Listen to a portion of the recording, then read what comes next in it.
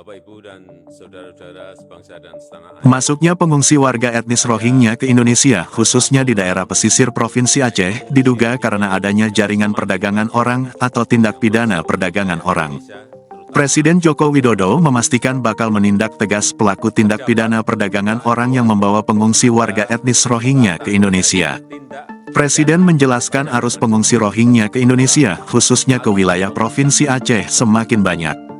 Hal ini menimbulkan kecurigaan, apalagi patroli laut sudah dijalankan untuk mencegah perahu pengungsi Rohingya tiba ke daratan Indonesia.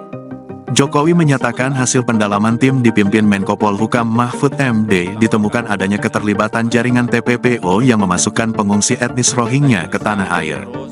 Jokowi menambahkan, pemerintah tetap memberikan bantuan sementara bagi pengungsi Rohingya yang sudah telanjur masuk ke Indonesia. Namun, bantuan yang diberikan tetap mengutamakan kepentingan masyarakat lokal. Hingga saat ini, tercatat sebanyak 1.487 orang pengungsi Rohingya tiba di pesisir Provinsi Aceh. Untuk menangani masalah kebutuhan pengungsi Rohingya, pemerintah akan berkoordinasi dengan organisasi internasional yang menangani pengungsi, UNHCR.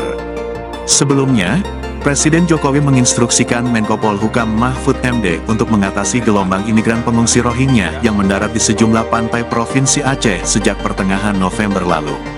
Selain itu, Jokowi juga sudah menginstruksikan agar masalah tersebut dirembuk dengan pemerintah daerah setempat, serta UNHCR atau Badan PBB Urusan Pengungsi.